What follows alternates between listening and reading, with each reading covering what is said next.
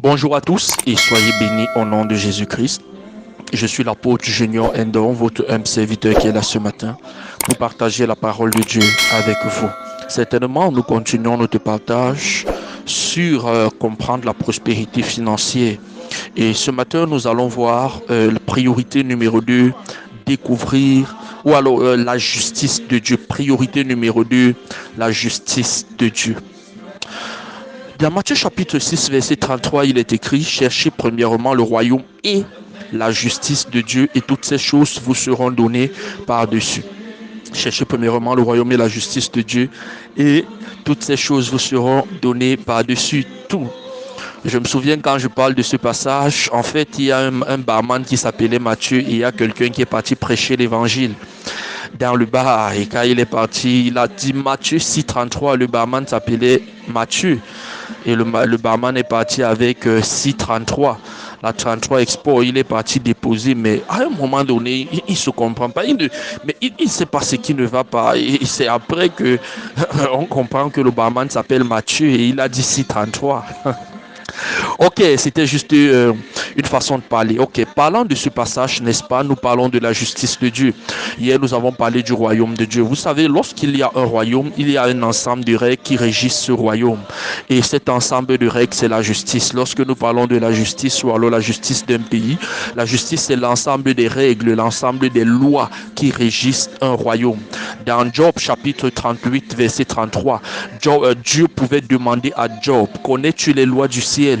Règles-tu son pouvoir sur la terre? Parce que lorsque tu connais les lois du ciel, tu règles le pouvoir du ciel sur la terre. La vérité, c'est que la majorité des fois où nous souffrons sur la terre, c'est parce que nous n'en avons pas appliqué les lois du royaume de Dieu étant sur la terre. Nous pensons que l'une des difficultés que nous avons, c'est que nous entrons dans un royaume, mais nous voulons faire fonctionner le royaume avec notre mentalité, avec notre façon de voir, avec notre façon de penser. Or, il n'en est pas ainsi. Dans chaque royaume, il y a certaines règles. Dans chaque royaume, il y a certaines lois. C'est un peu comme si vous quittez peut-être, je suis au Cameroun à l'heure actuelle, mais vous quittez le Cameroun, vous partez dans un pays peut-être comme, je sais pas, les Émirats Arabes Unis. Mais ce ne sont pas les mêmes lois qui sont au Cameroun, qui sont aux Émirats Arabes Unis. Peut-être il y a les lois au Cameroun où il y a une tolérance et peut-être là-bas, il n'y a pas de tolérance concernant cela. Or, si vous quittez, n'est-ce pas, d'ici, vous partez dans un autre pays, vous appliquez les lois du pays que vous avez quitté. En ce moment, ça ne marchera pas automatiquement là-bas et c'est le problème que nous avons vis-à-vis des chrétiens. Ils pensent qu'ils vont s'introduire dans le royaume de Dieu et manifester les mêmes lois. C'est la raison pour laquelle la justice de Dieu est très importante. Quels sont les principes du royaume de Dieu? Quels sont les principes qui gouvernent l'atmosphère du christianisme, qui gouvernent le royaume de Christ? Et c'est ce que nous devons rechercher, bien aimé. Je me souviens, lorsque vous regardez très bien, Dieu pouvait demander cela à Job. Connais-tu les lois du ciel? Parce que pour activer le pouvoir du ciel sur la terre, il y a certaines lois qu'il faudrait appliquer. Il y a certaines lois qu'il faut manifester afin que le pouvoir du ciel soit manifeste sur la terre. Sinon, tu vivras dans le royaume de Dieu, mais tu vivras toujours comme un esclave. Souvenez-vous par exemple, Jésus-Christ pouvait dire à certaines personnes que vous êtes le sel de la terre, mais si le sel perd sa saveur, avec quoi la lui rendra-t-on? Beaucoup de fois, le sel perd sa saveur. Qu'est-ce que cette parole veut dire clairement? Il voulait dire clairement que vous êtes le sel de la terre. En fait, c'est vous, chrétiens, c'est vous, enfants de Dieu, qui donnez le goût à la terre. C'est-à-dire, la terre est terre grâce aux enfants de Dieu. C'est vous, mes disciples, qui donnez une saveur que lorsque Dieu regarde, en fait, n'est-ce pas, c'est vous qui donnez une saveur à la terre. Mais si le sel perd sa saveur, c'est-à-dire, tu peux beau être le sel, tu peux beau être enfant de Dieu, tu peux beau être disciple de Jésus-Christ, mais la réalité, c'est que tu as perdu ta saveur. La réalité, c'est que tu as perdu ce que tu devrais obtenir, ce que tu étais censé obtenir, bénéficier. Pourquoi? Parce que tu as perdu ta saveur. Et là, avec quoi la lui rendra-t-on? Et quelle est la conséquence? Il ne sert plus qu'à être foulé aux pieds par les hommes. Et c'est ça la réalité. Lorsque quelqu'un est chrétien et il ne reflète pas l'identité chrétienne, la plupart du temps, on l'insulte, on dit n'importe quoi de lui. Vous vous rendez compte? Lorsqu'un chrétien est bizarre,